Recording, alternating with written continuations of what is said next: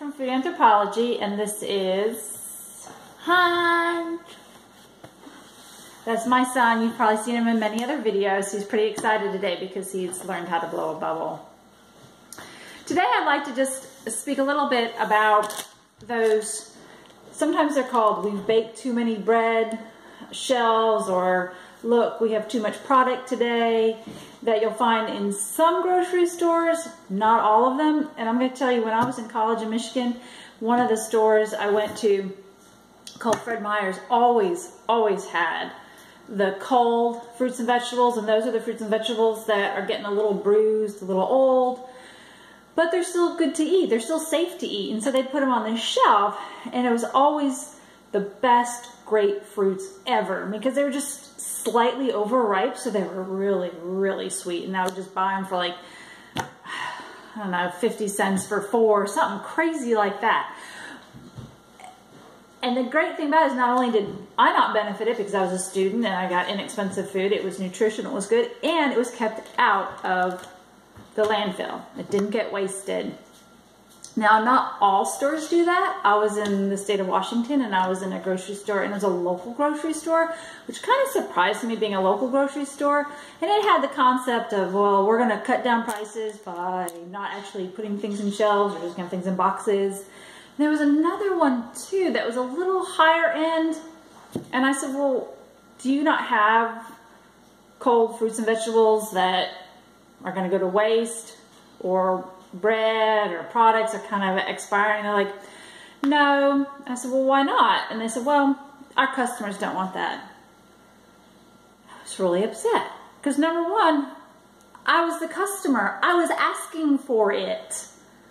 Number two, there was an assumption that I wouldn't want it. And so I urge you, if you don't have one of those in your grocery store, and a lot of times you might have the bread and the products that are box products, but not necessarily the fruits and vegetables, go to the store manager and ask for it. Let them know that that's what their customers want. They want to prevent this food item from going into a landfill, because I guarantee a lot of them are not composting.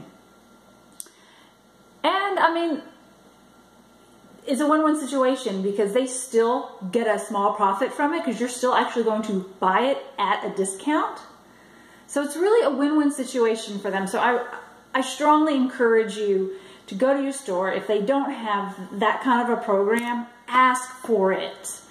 Now, the other day I was at a big box store, one of my favorites. But anyway, and I always go, obviously, check out the discounted and those items that are kind of going out.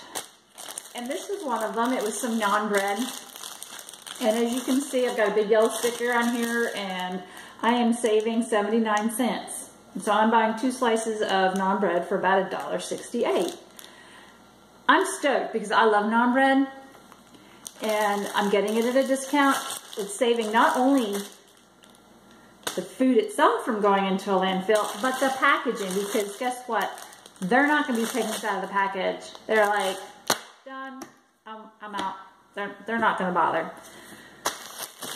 So, again, if they can do this, it's a win-win situation.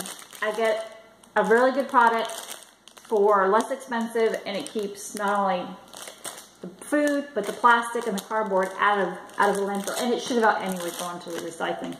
And this, I bought this on 8/23, and it's expired 8/24. Today it's 8/25. It's not bad. There's too many. It says no artificial preservatives, but it's still not going to go bad for a while.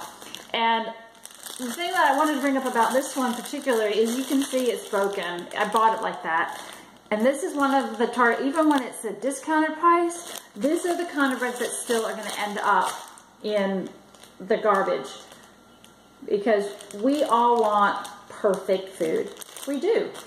It's either been beaten into us that beautiful is better, beautiful is, or perfect is what I want. I don't want anything that's broken. So even at a discount, a lot of people are not going to buy this because they think it's imperfect. Well, I got news for you. It is, but it's still as good as the one you would have bought on 8/22 or $8.20 for more. You're gonna break it in half anyway, because that's a pretty large piece of bread. You're not gonna eat all that. Guess what? You're gonna break it in half anyway.